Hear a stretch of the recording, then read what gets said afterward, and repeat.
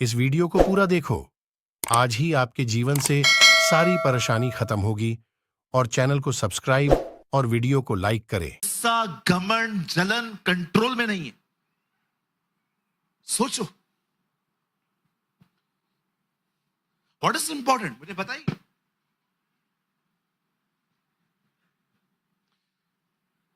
अगर आप में से कोई ऐसा है जो सच में प्रभु के आने के लिए तैयार होना चाहता है, तो सिर्फ आने वाले 15 मिनट आप मुझे दीजिए। मैं कुछ समझाना चाहता हूं आपको, बड़े ध्यान से सुने। बाइबल कहती है एक जगह थी जिसका नाम था शूशन। वहां पर एक राजा था जिसका नाम था शरेक्स, और उसकी जो रानी थी उसका नाम था वश्ती। बाइबल कहती है एक दिन आया, and you know this is the first book in the Bible जिसमें हिंदुस्तान का नाम है एस्तर। देखो, हमारा यीशु हमारे हिंदुस्तान का खुदा है।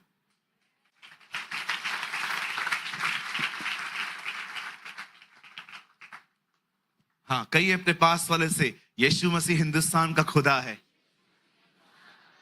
यस, वो दिल्ली का प्रभु है, वो पंजाब का परमेश्वर है, वो हिमाचल का खुदा है, वो गुजरात का परमेश्वर है, वो मुंबई का परमेश्वर है।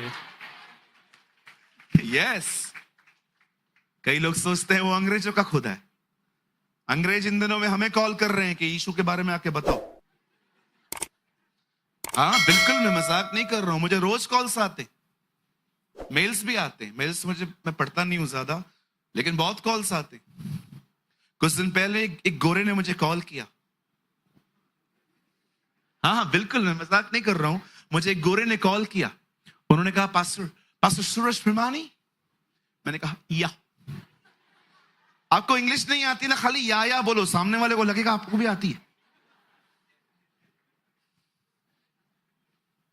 Will you come in Australia? मैंने कहा no. Why bro?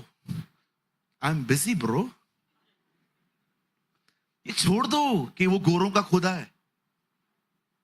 इधर गोरे रहते हैं, इधर काले रहते, ठीक है। कालों में पैदा होता तो गोरे बोलते कालों का खुदा है। अब वो गोरों में पैदा हुआ तो हम बोलते हैं ये गोरों का खुदा है। खुदा कहेगा ना जाऊं किधर। इसीलिए परमेश्वर ने न गोरे चुने न काले चुने, यहूदी ब्राउन है।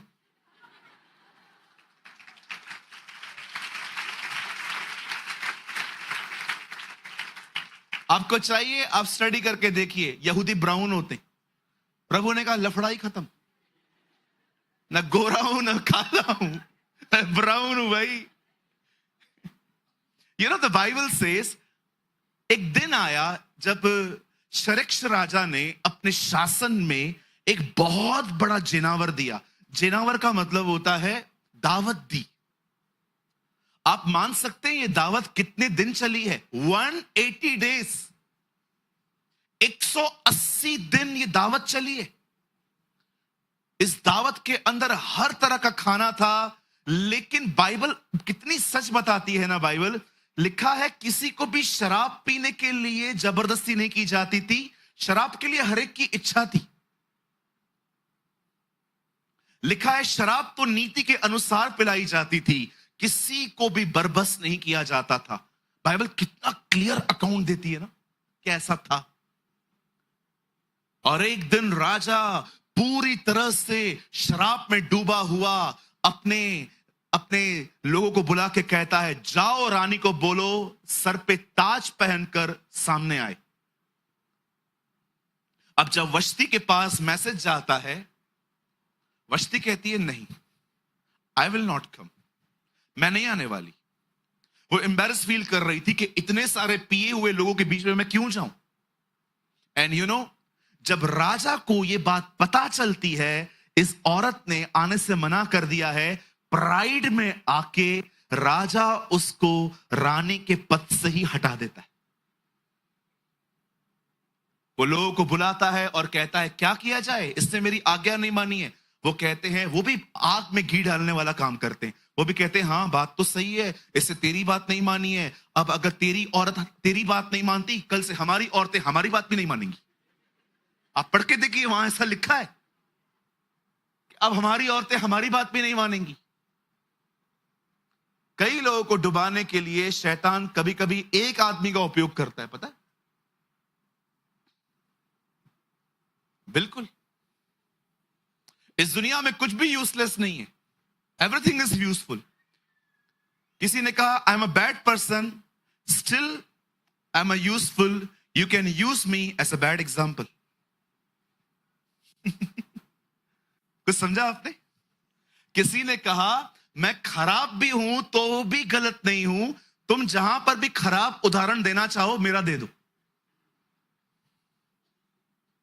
कहते ना हम लोग कभी कभी झगड़ों में, हिटलर है तू, हिटलर देते हो ना एग्जाम्पल, आज भी है ही तू हिटलर। हम जानते हैं हिटलर कौन था।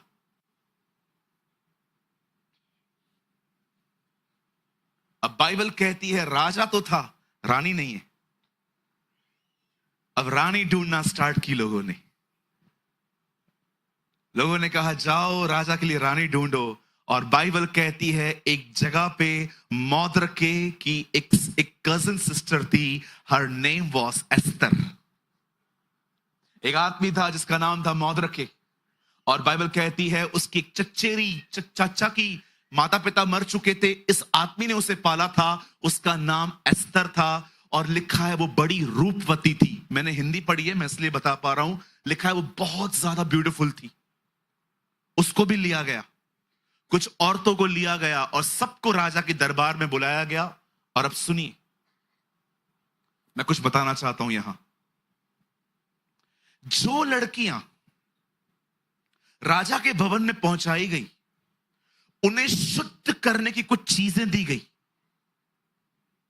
उनका खाना बदला गया, और लिखा है उनको अलग कुछ सहेलियां मिली। ब्रदर एक काम तो करिए, लगाइए एस्तर, आप मत खोलिए,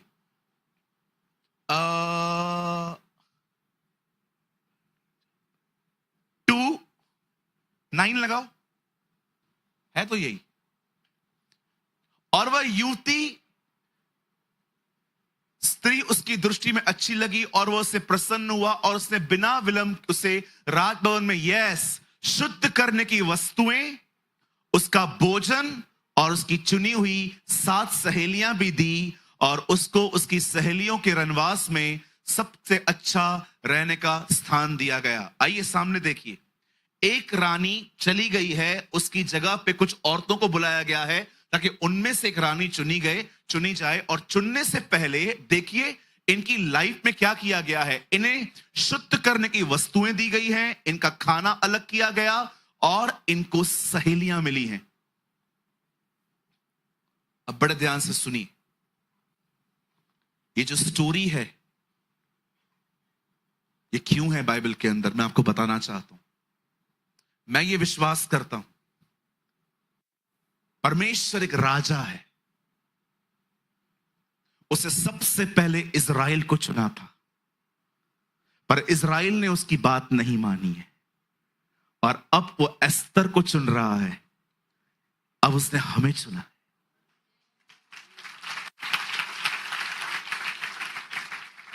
लेकिन याद रखिए, उसने आपको चुना है, पर क्या चुने हुए लोग उसकी दुल्हन बन रहे हैं? अब तक वो रानी नहीं बनी है, उसका चुनाव हुआ है। बुलाए हुए बहुत हैं, चुने हुए बहुत कम हैं। आप में से हर एक को चुना गया है, पर मैं आपसे पूछना चाहता हूं, जो लोग चुने गए हैं क्या वो उसकी दुल्हन बन रहे हैं, कि सिर्फ चुने हुए हैं? क्योंकि जिनको चुना गया उन्हें चीजें दी गई हैं। सबसे पहले उन्हें दिया गया है शुद्ध करने की वस्तुएं। मैं ये विश्वास करता हूं कि परमेश्वर ने हमें शुद्ध करने के लिए पवित्र आत्मा दिया है। He has given us the Holy Spirit। आप जानते हैं परमेश्वर ने आपको क्या दिया है? परमेश्वर ने आपको पवित्र आत्मा दिया है। बहुत सारे लोग उसके बारे में कुछ नहीं जानते। मुझे माफ करिए, मैं जब ये स्टेटमेंट कह रहा हूं तो मैं बहुत बोल्डली कह रहा हूं, कुछ लोग उसके बारे में कुछ नहीं जानते। वो फोर्स को पवित्र आत्मा समझते। अगर मैं किसी भाई को खड़ा कर दूं और उसको गिरा दूं, ओ ब्रदर तो ये ताकत है। सर याद रखिए, जो गिरा वो सामर्थ है, पवित्र आत्मा नहीं है। पवित्र आत्मा एक व्यक्ति है, एक ऐसा व्यक्ति जिसके साथ संगति करते करते आप पवित्र हो जाओगे। याद रखिए, वो पवित्र आत्मा है। लिसन टू मी, एक्चुअली किसी को भी पवित्र आत्मा नहीं कह सकते हम, ये आत्मा होता है, आत्मा। पर कभी आपने सोचा है परमेश्वर ने अपने आत्मा को पवित्र आत्मा क्यों कहा है? क्योंकि वो आपको पवित्र करने आया है। उसके बाद लिखा है उनको भोजन दिया गया। मैं विश्वास करता हूं परमेश्वर ने हमें तैयार होने के लिए दूसरी चीज दी है, आपका वचन, भोजन। और तीसरी चीज सहेलियां। मैं विश्वास करता हूं कि परमेश्वर ने तीसरी चीज हमें तैयार होने के लिए दी है, संगति,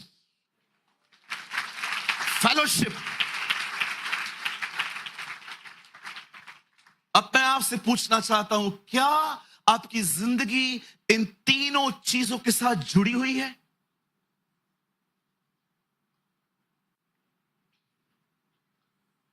अगर आप एक ऐसे व्यक्ति हैं जो सिर्फ परमेश्वर के वचन को मानते हैं लेकिन पवित्र आत्मा के चलन पर विश्वास नहीं करते, आप कभी तैयार नहीं हो सकेंगे।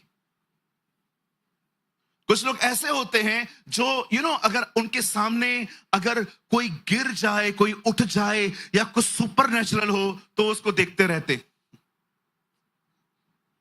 Why you behave like this? कुछ लोग को लगता है नहीं, टीचिंग जो है ना वो सही होनी चाहिए, पर वे पवित्र आत्मा की मूवमेंट को नकार देते। मुझे आज भी याद है, मैं एक जगह पे प्रचार कर रहा था और जब मैंने प्रचार करना स्टार्ट किया, कुछ लोग पवित्र आत्मा से भर के अन्य भाषाओं में बातें कर रहे थे और कुछ लोग सिर्फ उन्हें देखकर मुंह बना रहे थे, बिकॉज वो बिलीव ही नहीं करते कि पवित्र आत्मा का चलन क्या होता है। वो सोचते हैं सिर्फ वचन ही सब कुछ होता है। जी, वचन और आत्मा दोनों चाहिए। अच्छा, कुछ ऐसे भी होते हैं जो सिर्फ ये सोचते हैं कुछ हो नहीं रहा है, कुछ हो नहीं रहा है, इस कलीसिया में कोई गिरता नहीं है, इस कलीसिया में कोई उठता नहीं है, इस कलीसिया में सिर्फ वचन है और इसीलिए वो सोचते हैं यहां तो कुछ भी नहीं है। आप देख रहे हो हम कितने इम्बैलेंस हैं। मैं परमेश्वर के वचन पर भी विश्वास करता हूं और मैं पवित्र आत्मा के चलन पर भी विश्वास करता हूं। अभी मैंने यहां पर इस कलीसिया में बहुत वचन दिया है। समझो आप किसी और जगह पे जा रहे हो जहां वचन के बाद बहुत सारे काम हो रहे हैं, चमत्कार हो रहे हैं, तो आप क्रिटिसाइज न करें वहां पर किसी को भी, ये क्या हो रहा है, वचन तो है नहीं, सिर्फ ये सब हो रहा है। सुनिए, हमें दोनों की आवश्यकता है। हमें वचन भी चाहिए, हमें पवित्र आत्मा का चलन भी चाहिए। झूठी शिक्षा पता है होती क्या है? What is wrong teaching? झूठी शिक्षा होती है जिसमें पिता और पुत्र और पवित्र आत्मा से एक को निकाल दें वो लोग। झूठी शिक्षा वो होती है कि वचन खोल के आप अपनी ही शिक्षा घुसेड़ रहे हो अपने अंदर, अपने। अभी सिंपल मैं आपको एक बात कहना चाहता हूं, यहां देखिए, मैंने इस कलीसिया में आज तक किसी बच्चे को प्रभु भोज दिया है? क्यों नहीं दिया? क्यों नहीं दिया?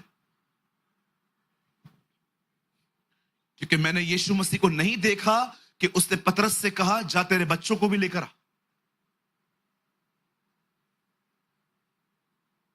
मैंने कहां नहीं देखा कि यीशु ने किसी चेले को कहा आज मैं आखिरी बार तुमसे मिल रहा हूं, जाओ अपने परिवारों को लेकर आओ।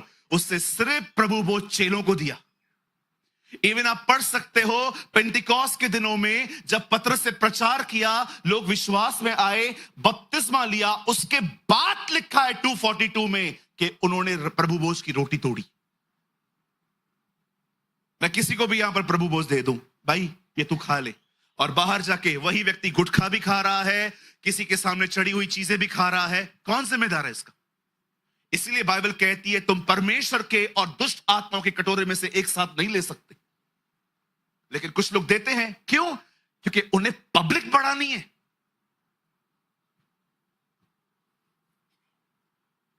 मैं हैरान होता हूं, मैं हैरान होता हूं ऐसी चीजों से जहां पर मैं ये चीजें देखता हूं, और कुछ समझाओ तो कहते हैं उसके चेले अनपरफेक्ट थे। अरे कम से कम एक ही को तो मानते थे, वो थोड़ी कहीं और जाते थे, एक ही को मानते थे। वो मार खाई उन्होंने, फिर भी यीशु को नहीं छोड़ा उन्होंने। यहां पर हम जिनको दे रहे हैं, बाहर जाके वो आदमी गोवा खा रहा है, वो शिमला खा रहा है, वो गुटखा खा रहा है, वो शराब पी रहा है, लेकिन रविवार को प्रभु भोज भी ले रहा है एक प्रसाद के तौर पे। कौन जिम्मेदार है? That's called false teaching. एक आदमी ने मुझे कहा जीसस क्रिएचर है, वो बेटा नहीं है। सबको सब उसको ही निकालने में लगे पड़े। परमेश्वर रहे चलेगा, परमेश्वर से कोई दिक्कत नहीं है, सबको प्रॉब्लम ही जीसस से। सबको पता है he is a central figure. ये जब तक रहेगा ना, कुछ भी ठीक नहीं होने वाला है। लेकिन मैं एक प्रचारक होने के नाते, उसका बेटा होने के नाते मैं कहना चाहता हूं, मैं अपने कलीसिया में हमेशा उसे पहले रखूंगा।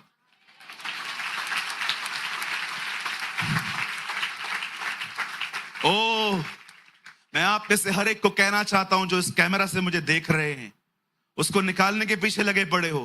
पहले यूहन्ना में लिखा है, ये न भूलो उसके नाम पर विश्वास करने से तुम्हारे पाप माफ हुए।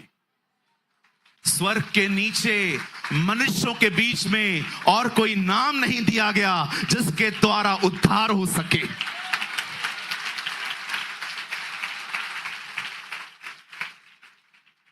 कोई उसको बेटा से नबी बनाने के पीछे लगा पड़ा है, तो कोई क्या कर रहा है? नबी नहीं है वो। जब साधु सुंदर सिंह उनसे मिलने के बाद अपने पिताजी के पास गए और कहते हैं, पप्पा मैंने यीशु मसीह का दर्शन पाया है। उसके पप्पा ने कहा, तुझे पता है हम लोग कौन है? बोला कौन है? हम राजाओं के घरों के। उन्होंने कहा, पप्पा जो मुझसे मिलने आया था ना, उसने कहा मैं राजाओं का राजा हूं। आप जाइए, आप किताब पढ़िए, 32वें नंबर पेज पे लिखी है ये बात, मैंने पढ़ी है खुद।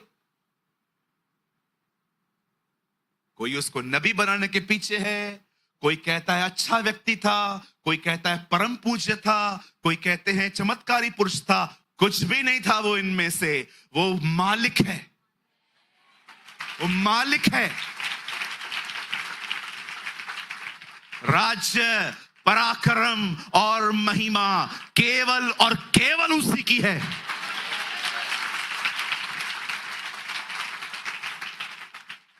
जानते हो, जब दानियल के सामने स्वर्गदूत आता है, तब स्वर्गदूत उसे क्या कहता है? सदा जीवित रहने वाले की कसम। स्वर्गदूत इसका इस तरह आदर करते हैं। हम उसकी कसम खाते हैं जो सदा जीवित है। नबी हमेशा जिंदा नहीं रहता है, खुदा जिंदा रहता है। आज मैं आपसे पूछना चाहता हूं, क्या आप तैयारी कर रहे हैं? क्या हर दिन बाइबल उठा के पढ़ते हो, उसे मनन करते हो ताकि तुम्हारा मन शुद्ध बना रहे? क्या तुम हर दिन पवित्र आत्मा से कहते हो, पवित्र आत्मा मुझे भर दे खुद से? क्या आप हर दिन अपने भाई बहनों से मिलते हो? सर, परमेश्वर ने आपको तैयार होने के लिए यही चीजें दी हैं। इन सोर्सेस को लो और तैयार हो जाओ। चलो मैं आपसे एक सवाल पूछ सकता हूं? कितने लोग ये बात जानते हैं, पुराने नियम का पहला राजा कौन था? दाऊद के शाऊल। शाऊल, बताइए शाऊल को अपॉइंट किसने किया? शमूएल ने। Very good, good answer brother. मुझे बताइए, जब शाऊल ने गलतियां की, उससे मिलने कौन आया? सैमुएल मिलने आया। Very nice. उसके बाद बाइबल कहती है एक और राजा आया, उसका नाम था दाऊद। बताइए, दाऊद ने जब बतशबा के साथ पाप किया और उस पाप को छुपाने के लिए उसे उरिया की मौत करवाई, मुझे बताइए उससे मिलने कौन आया? नातान आया। Very good. शाऊल ने पाप किया, शमूएल आया। दाऊद ने पाप किया, नातान आया। अब मेरा एक सवाल है आपसे, सुलेमान ने इतना पाप किया, उससे मिलने कोई क्यों नहीं आया? एक भी नबी नहीं आया उसके सामने कि तू क्या कर रहा है, तेरे बाप, तुझे पता है तेरा बाप कौन था? Do you know who is your dad? You are the man, तू दाऊद का है, दाऊद का। बताओ क्यों नहीं आया? किसी से नाता ही नहीं रखा था भाई साहब ने। जिस दिन मंदिर में गया, रिबन काट के आया, पढ़ के देखो, उसके बाद कभी मंदिर गया ही नहीं है। इनॉग्रेशन डे, लास्ट डे, जिस दिन रिबन काट के आया ना, उसके बाद कभी गया ही नहीं है। हजार हजार औरतें, 300 बीवियां, 700 रखेलियां, मेरी बाइबल में लिखा है। मुझे तो समझ में नहीं आता है, 1000 का नाम कैसे याद रखा होगा। आज 485 को ले आओ, ऐसे बोलता होगा क्या? हमारी किताब है, बहुत किताबें पढ़ी मैंने, हर कोई बड़ी बड़ी बातें, इसने इसको खाना खिलाया, इसने उसको पानी पिलाया, इसने इसको पैसे दिए, ये इसको वहां छोड़ के आया। बुरी बातें अपने बारे में लिखते ही नहीं है। लेकिन हमारी बाइबल देखो, आदम ने फल खाया, इसहाक ने झूठ बोला, अब्राहम ने झूठ बोला, याकूब ने गलत काम किए, मूसा से हत्या हो गई, शिमशोन व्यभिचार में गिरा, सुलेमान ने 1000 बीवियां रखी, दाऊद व्यभिचार में गिरा, यशाया घमंड करता था, लोगों पे हाय हाय कहता था, पतरस ने 3 बार इनकार किया, पौलुस को देखो, उसने कलीसियाओं को मारा पीटा। ओ मुझे बताइए, क्यों परमेश्वर ने इन लोग की गलतियां लिखी हैं? ताकि आपको समझा सके कि देखो, मैंने कुछ नहीं छुपाया है, ये सच्चा खुदा है।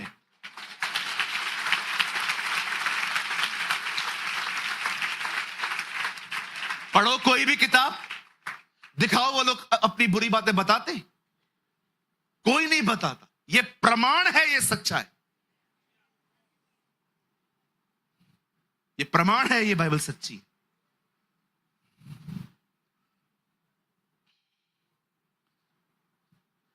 एक सयाने ने बहुत बुरा कहा बाइबल के बारे में, बड़ी आग लगी थी मुझे उसकी।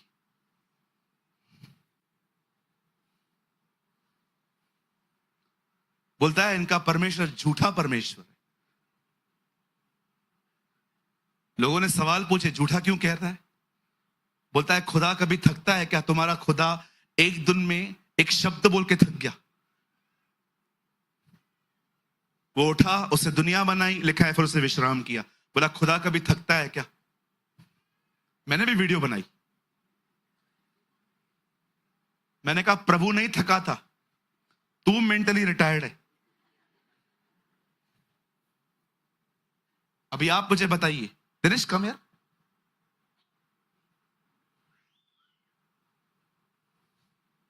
यहां देखिए, सालों पहले मैं दिल्ली आया, अकेला आया, प्रचार भी खुद करता था, वर्शिप भी खुद करता था, एड भी खुद डालता था, सब खुद करता था, कोई साथ नहीं था, ये सच है, सब अकेले करता था। एक दिन एक भाई मिला, इसने कहा मैं भी काम करूंगा। अब इसकी वजह से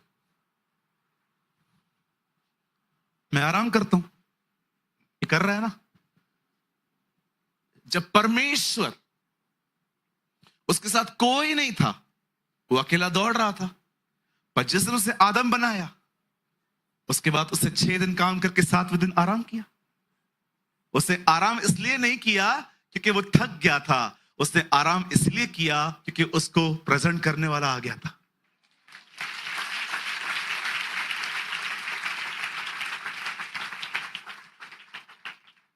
ये बाइबल समझना है ना, इधर देखो, ये अपनी बुद्धि से कुछ नहीं आएगा।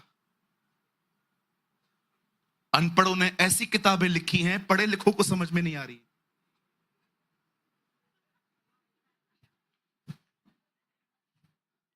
अगर नहीं